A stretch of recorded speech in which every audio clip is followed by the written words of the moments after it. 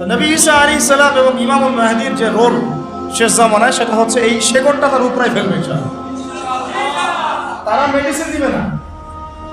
আমরা যে মেডিসিন দিচ্ছি এখন, শেকড়ে মেডিসিন প্রয়োগ করতেছে যে এটা দিলে ভালো হবে, এইটা সলিউশন, এইটা সলিউশন, এইসব মেডিসিন তারা প্রয়োগ দিবে না। তারা আসবে শেকড়টাকে উপরে ফেলবে, উপরে ফেলে নতুন একটা পবিত্র গাছ রোপণ করা হবে। ওই গাছের উপরে 40 বছরের খেলাফা কায়েম হবে। এটা কেমন? এটা হচ্ছে আবু জাহেলের যুগ, মনে আছে আবু জাহেলের যুগ? আইয়ামে জাহিলিয়াত। আইয়ামে জাহিলিয়াত মানে হচ্ছে শিরক। আইয়ামে জাহিলিয়াত মানে মূর্তি পূজা। আইয়ামে জাহিলিয়াত মানে রিবা, সুদ। আইয়ামে জাহিলিয়াত মানে হচ্ছে মাদক। আইয়ামে জাহিলিয়াত মানে জিনা। আইয়ামে জাহিলিয়াত মানে পরকিয়া, বেহায়াপনা। তারপরে আপনার মেয়েদেরকে নিয়ে গোষ্ঠী নষ্টি করা, তারপরে মানুষকে দাসত্বের শৃঙ্খলা আবদ্ধ করা, তারপরে ধরেন যে গোত্রীয় হানাহানি, এগুলোই আইয়ামে জাহিলিয়াত মানে কি আসলে? এইগুলাই। এখনকার বিশ্বে এগুলোর কোনটা নাই? এখনকার বিশ্বে এগুলোর কোনটা নাই? সব কিছু আছে, তো আছে আরো বেশি, আরো বড় পরিসরে মজুদ, এবং এটার গ্লোবালাইজেশন হয়েছে ব্যাপারটা, তাই না? ওই সময় না হয় শুধু মক্কায় ছিল, শুধু হয়তো রোমান সম্প্রদায় ছিল, শুধু হয়তো ফুরসে ছিল, বা এদিকে মদিনায় কিছু অংশ ছিল। এভাবে তো গ্লোবালাইজেশন হয় না। এখন সব কিছু গ্লোবালাইজেশন হয়েছে। তো এখন আইয়ামে জাহিলিয়াতের ওই জায়গায় নবীজি কি করলেন সাল্লাল্লাহু আলাইহি ওয়াসাল্লাম? তিনি কি তাদের প্রচলিত যে মতবাদগুলো, তাদের ওই সুদী সিস্টেম, তাদের ওই শিরক, তাদের ওই জিনা, তাদের ওই মাদক, তাদের ওই গোত্রীয় হানাহানি, ওইগুলোর ভিতরে ঢুকে কি সংস্কার করার চেষ্টা করলেন, না ওখান থেকে বের হয়ে নতুন কিছু দিলেন? বলেন, ওদের সিস্টেমে ঢুকে কি সংস্কার করার চেষ্টা করলেন, না ওই সিস্টেমের বাইরে থেকে নতুন কিছু দিলেন বিশ্বকে? তিনি নিজে ওই সিস্টেমের বাইরে থাকলেন, নিজে জীবনে কখনো মিথ্যা বলেন নাই, নিজে জীবনে কখনো শিরক করেন নাই, নিজে কিন্তু কখনো তিনি মাদকের ধার কাছেও যান নাই, কখনো গোত্রীয় হানাহানিতেও যান নাই, রিবার কাছেও যান নাই। নবী হওয়ার আগেও তিনি কখনো এগুলো করেন না। নবী হওয়ার পরে তো বহুত দূরের কথা ব্যাপারটা, তাই না? তখনও মানুষ তাকে আল আমিন, আস-সাদিকুল আমিন বলতো, সত্যবাদী, মহাসত্যবাদী। তো সিস্টেমের ভিতরে ঢুকে না, বরং এই জাহিলিয়াতের বাহিরে থেকে নতুন কিছু দিয়ে জাহিলিয়াতকে দূর করার চেষ্টা করেছেন, এবং তিনি সফল হয়েছেন 100%। সেই নতুন কিছুটা কি? ওই জাহিলিয়াতের বিরুদ্ধে তিনি আল্লাহর ওহী দিয়ে সংস্কারের কাজ করেছেন। এই তো ওই জাহিলিয়াতের বিপরীতে তিনি আল্লাহর ওহী মানে কোরআন এবং নবীর সুন্নাহ, এই দুটাকে একত্রিত করে তিনি তার মিশন শুরু করেছেন। 23 বছর সময় লেগেছে, কিন্তু ওই জাহিলিয়াত পরিপূর্ণ দূর হয়ে গেছে। শিকড় একদম উপড়ায় ফেলে নতুন একটা পবিত্র গাছ রোপণ করেছে ব্যাপারটা, তাই না? এবং ওই গাছ যে ফল দিয়েছিল, সেই ফলটা আমরা ভোগ করেছি প্রায় 1250 বছর। কত বছর? ওই গাছের ফল খেয়েছি আমরা 1250 বছর। ওই 23 বছর পরের মক্কায় আপনি কোনো শিরক পাবেন না। 23 বছর পরের মক্কায় আপনি কোনো রিবা পাবেন না, কোনো জিনাই নাই। দুই একটা থাকতে পারে, তার বিচার হচ্ছে। কোনো মাদক দ্রব্য পাবেন না, যদি হয় কেউ খায় তাও শাস্তির আওতায় আনা হচ্ছে। কোনো ধর্ষণ নাই, যদি কেউ করে তাহলে শাস্তির আওতায় আনা হচ্ছে। কোনো গোত্রীয় হানাহানি নাই, সবাই ভাই ভাই হয়ে গেছে। তিনি কি জাদু করেছেন? মানুষকে ফু দিয়ে দিয়ে কাজ করেছেন? খালি আসো ফু দিয়ে দিই, হ্যাঁ আমরা যেটা করি আর কি, এখন পানি পড়া নিয়ে যাই। তিনি কি খালি খোরমা জিলাপি বিতরণ করেছেন? তিনি কি সেহের জাদু করেছেন মানুষের উপরে? কাউকে ভয় দেখিয়েছেন? কারোর উপর কোনো প্রেশার ক্রিয়েট করেছেন? তিনি মানুষের অন্তর্জগৎ, আত্মার জগৎটাকে পরিবর্তন করে দিয়েছেন। তিনি ফার্স্ট অফ অল মানুষকে বুঝিয়েছেন যে এই জীবনটাই চূড়ান্ত জীবন না। আমাদের এই জীবন সর্বোচ্চ হয়তো 100 বছর, সর্বোচ্চ হয়তো 100 বছর, এরপরে সবাই কেউ থাকবে না। এই কনসেপ্টটা তারা বিশ্বাস করতো, কিন্তু তারা মৃত্যুর পরে যে আবার জীবিত হবে এটা বিশ্বাস করতো না। নবীজি বুঝিয়েছেন, দেখো এরপরে মানুষকে আবার জীবিত করা হবে। এই বস্তুবাদী সভ্যতা থেকে বের হয়ে আসো, মেটেরিয়ালিস্টিক চিন্তাভাবনা থেকে বের হয়ে আসো। তোমাদেরকে আবার জীবিত করা হবে, আল্লাহর সামনে একা একা দাঁড়াতে হবে, দাঁড়িয়ে তোমার এই জীবনের হিসেব দিতে হবে। এই চিন্তাটা মানুষের ভিতর ঢুকেছে, যখন মানুষের ভিতরটা পরিবর্তন হওয়া শুরু হয়েছে। তারপরে মানুষ গাইডলাইন চেয়েছে, তাহলে আমি 100 বছর চলবো কীভাবে, 60-70 বছর কীভাবে চলবো? তখন তিনি গাইডলাইন দিয়েছেন, এই যে আল্লাহর পক্ষ থেকে কোরআন এবং আমার সুন্নাহ ফলো করো, সফল হয়ে যাবে। এটাই ওই দুইটা জিনিস, যে কালিমা লা ইলাহা ইল্লাল্লাহ মুহাম্মাদুর রাসূলুল্লাহ। লা ইলাহা ইল্লাল্লাহ মানে কি? এইসব কোনো জাহিলিয়াত চলবে না। লা ইলাহা ইল্লাল্লাহ মানে আল্লাহ পাকের বিধান ছাড়া কোনো বিধানই চলবে না। এত সহজ কথা। লা ইলাহা ইল্লাল্লাহ মানে আল্লাহ ছাড়া কোনো মাবুদ নাই, মানে কি আল্লাহ ছাড়া কোনো বিধানও নাই, কোনো ইলাহ নাই, কোনো উপাস্য নাই। মানে আমি আল্লাহ পাকের হুকুমের বাইরে এক পাও যেতে পারবো না। যদি চাই তাহলে আমি শুধু মুখে লা ইলাহা ইল্লাল্লাহ পড়েছি, মন থেকে পড়ে নাই। ওইটা আব্দুল্লাহ বিন উবাইও পড়েছিল। আব্দুল্লাহ বিন উবাই আবার কে? মুনাফিকদের সর্দার। তিনি কে? মুনাফিকদের সর্দার। সে কি কালিমা পড়ে নাই? কালিমা তো পড়েছে, রাসূলের পিছনে নামাজও পড়েছে, রাসূলকে দেখেছে। আমরা তো নবীকে দেখিই নাই সাল্লাল্লাহু আলাইহি ওয়াসাল্লাম। একবার তাকে স্বপ্ন দেখার জন্য কত দোয়া করতে থাকি আমরা সারাদিন আল্লাহর কাছে, আল্লাহ আমাদেরকে একবার নবীকে দেখান স্বপ্নে। আর রওজায় গিয়ে সালাম দিলে মনে হয় যে নবী এখানেই শুয়ে আছেন, আমরা সামন দিয়ে হাঁটে যাচ্ছি। তিনি তো জীবিত, তিনি কি মৃত? তিনি তার রওজায় জীবিত। তো তারা নবীকে সচক্ষে দেখেছেন, কালিমা পড়েছে, নবীর পিছনে নামাজও পড়েছে, তারপরে জাহান্নামের অতল তলে যাচ্ছে কেন? কারণ সেই কালিমা শুধু মুখে পড়েছে, সেটাকে বাস্তবে প্রতিফলন করে নাই। লা ইলাহা ইল্লাল্লাহ মানে আল্লাহ ছাড়া কোনো বিধান চলবে না, আল্লাহ পাক ছাড়া কোনো ইলাহ নাই, উপাস্য নাই। আমার ইবাদত, আমার সালাত, আমার জিকির, আমার তাসবিহ তাহলিল, আমার অর্থনীতি, আমার রাজনীতি, আমার ব্যবসা, আমার বাণিজ্য, আমার পরিবার, আমার ব্যক্তি জীবন, আমার শিক্ষা, আমার সংস্কৃতি, আমার পুরো জীবন, আমার মরণ সব আল্লাহ। সোজা কথায় আল্লাহ পাক ছাড়া আমাদের এক ডানে ভাবে পা ফেলার কোনো সুযোগ নাই। আল্লাহ বিধান ছাড়া ডানেও যেতে পারবো না, বামেও যেতে পারবো। এর নাম লা ইলাহা ইল্লাল্লাহ। বলেন এখন আছে আমাদের সমাজে এটা? নামাজে লা ইলাহা ইল্লাল্লাহ আছে, এখান থেকে বের হন আপনি আবার সুদ খাচ্ছেন। ওইখানে তো লা ইলাহা ইল্লাল্লাহ।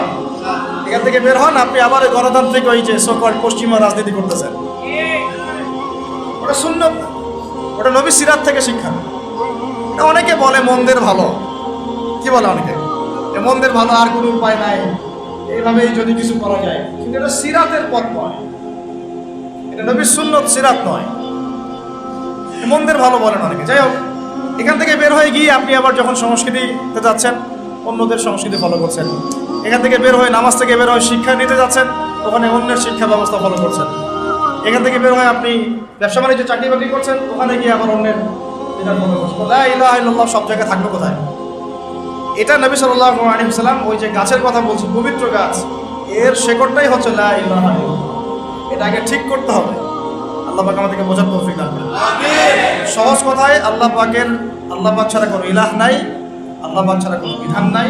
আল্লাহর হুকুম ছাড়া আমি ডানাও যেতে পারবো না, বামও যেতে পারবো না। আমাকে তার হুকুম মেনেই চলতে হবে।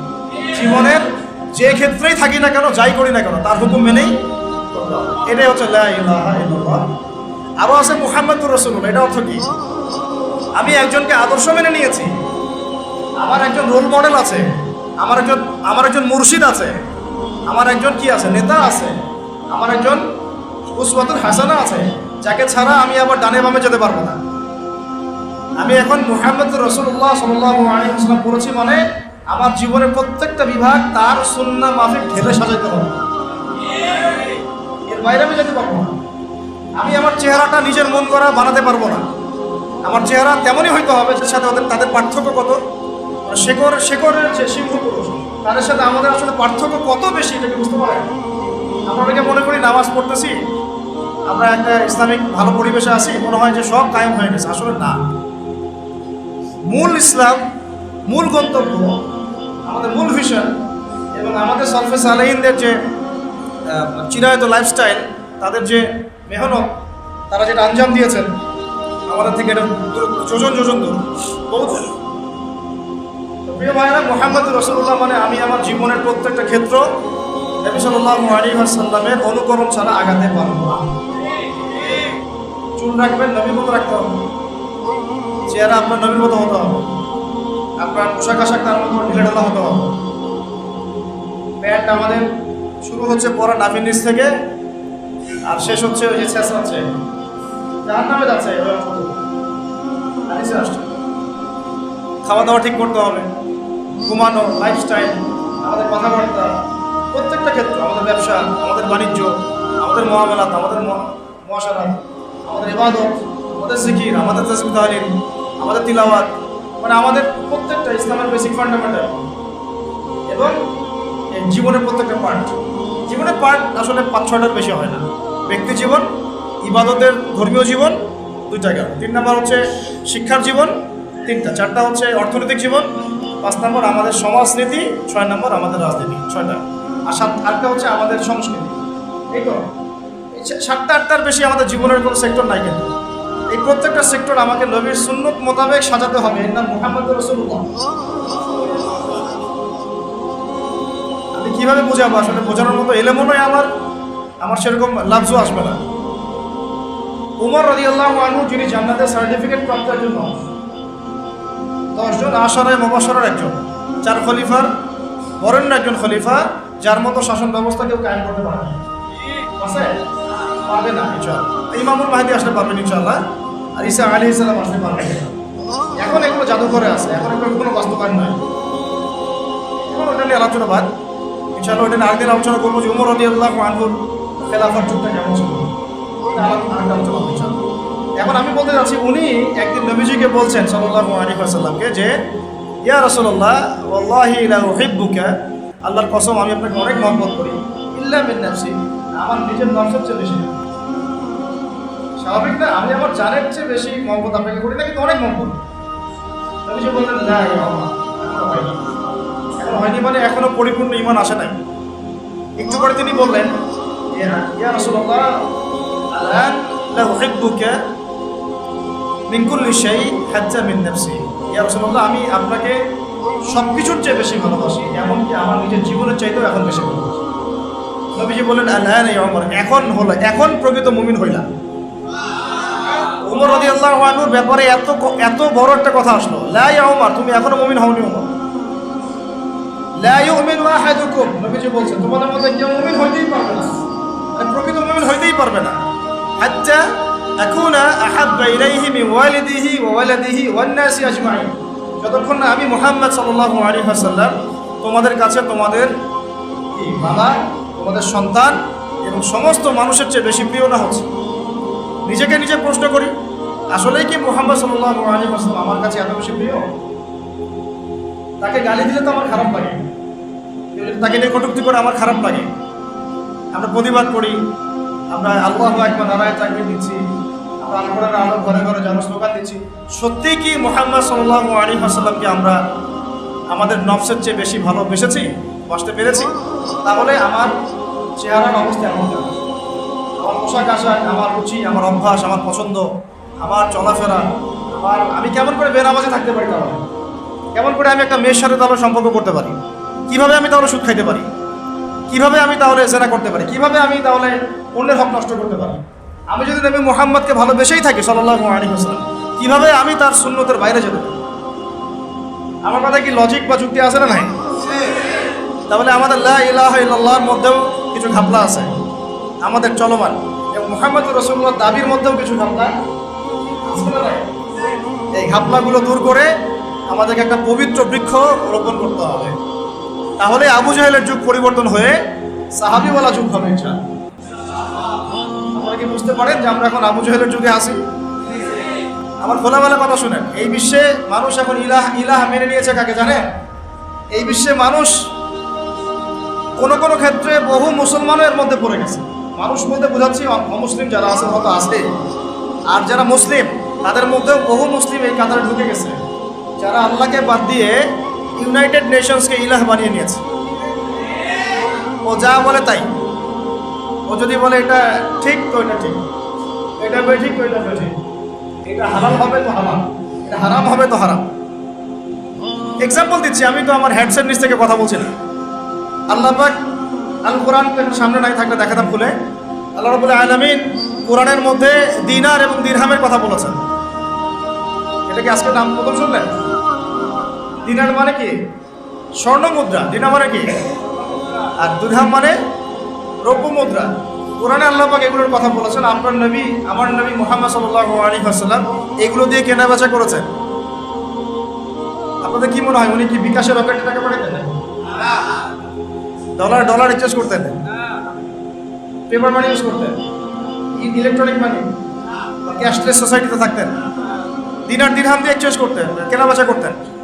তো অটোম্যান এম্পায়াররা যখন ছিল এই 1914 সালের আগ পর্যন্ত ঘাটাঘাটি করলে দেখবেন এই বেশি না 100-200 বছর আগেও এই জিনিসগুলো প্রচলন ছিল সমাজে। বেশি দিন যেতে হবে না, 200-250 বছর।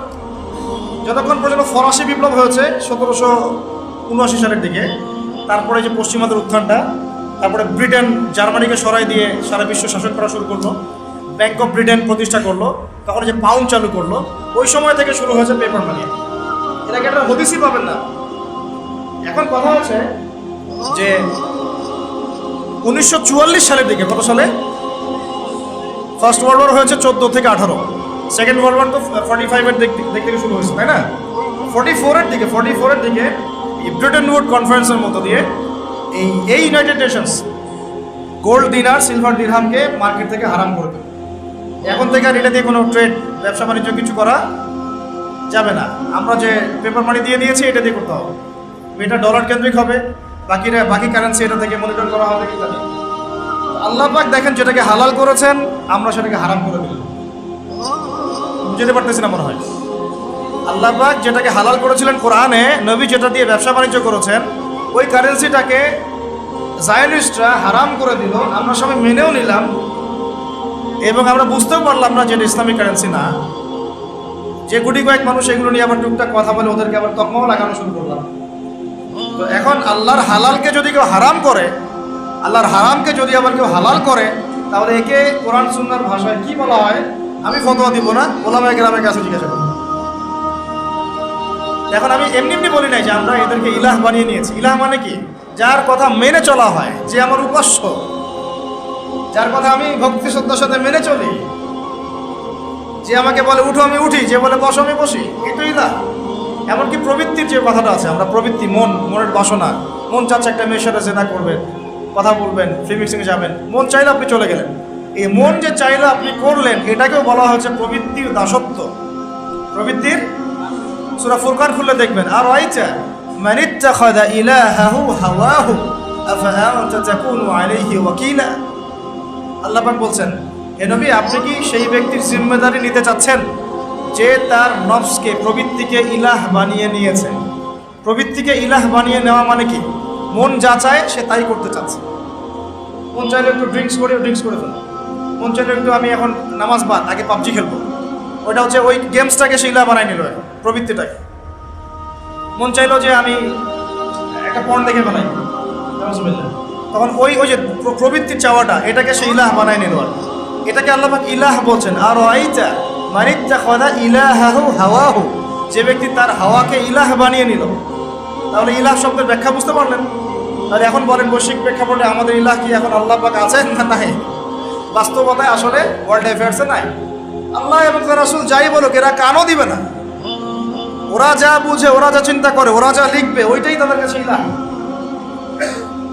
মাদক হালাল না হারাম? আপনি বলছেন হারাম, আল্লাহ বলছেন হারাম, নবী বলছেন হারাম, কিন্তু বহু কান্ট্রিতে লাইসেন্স দেওয়া হয়েছে কি হয় নাই? তার মানে এখানে আমরা প্রবৃত্তিকে ইলাহ বানিয়ে নিলাম। সুদ হালাল না হারাম? বলেন। আপনারা বলছেন হারাম, আমি জানি হারাম, আল্লাহ বলছেন হারাম, রাসূল বলছেন হারাম, কিন্তু সমাজ বলছে এটা ফরজ। সমাজ কি বলছে? সুদী সিস্টেম ছাড়া কোনো অর্থনীতি চলতেছে না এখন সারা বছর, সব সুদ। সমাজ কেন বলবে না? কারণ সমাজের উপর আছে রাষ্ট্রের সেন্ট্রাল ব্যাংক আছে, ওর মধ্যে সুদ আসতেছে। সেন্ট্রাল ব্যাংককে বলতে বাধ্য করা হচ্ছে, because world bank, IMF, federal reserve ওর উপরে আছে, ওরা আবার সুদ চাপাচ্ছে। বিভিন্ন কান্ট্রি থেকে লোন নিতে হলে আমাকে সুদে নিতে হচ্ছে। আমরা যে কারেন্ট জালে আটকা পড়ে গেছি। কি জালে আটকা পড়ছে? সুদে, রিবার, কারেন্ট জালে আটকা পড়ে গেছে, বেরোনোর সুযোগ নেই। হয়তো এই যুগটার কথাই নবীজি বলছিলেন সাল্লাল্লাহু আলাইহি ওয়াসাল্লাম, এমন একটা যুগ আসবে যে মানুষ যারা রিবা থেকে বেঁচে থাকতে চাইবে তাদের গায়েও সুদের ছিটা ফোটা গিয়ে পড়বে। এখন আমরা বেঁচে থাকতে চাচ্ছি, দেখবেন আপনার কাছে ছিটা ফোটা গিয়ে লাগতেছে। সুদের মানে একটা ছোট্ট একটা গ্রামে গিয়েও দেখবেন যে বহু সুদী এনজিও কাজ করতেছে। এখন সুদের এই কারবার এত বেশি তৎপর যে এরা কোনো ক্ষেত্রে একটা রাষ্ট্রের শক্তিকে জিম্মি করে ফেলতে পারে। বুঝেন, কথা বুঝেন, এত গভীর এদের ব্যবসা বাণিজ্য। আর আমাকে একটা প্রশ্নের উত্তর দেন দেখি।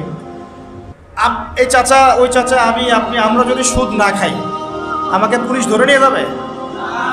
আমাকে কি আইনের আওতায় আনা হবে? আমাকে সরকার চাপ দিবে? আমরা যদি মাদক না খাই, তাহলে কি আমাকে জোর করে খাওয়াবে? সরকার চাপ দিবে? না খাওয়ার অপরাধে ধরে নিয়ে যাবে? তাহলে বুঝতে পারলাম যে আমরা নিজেরাই সুদ খাচ্ছি।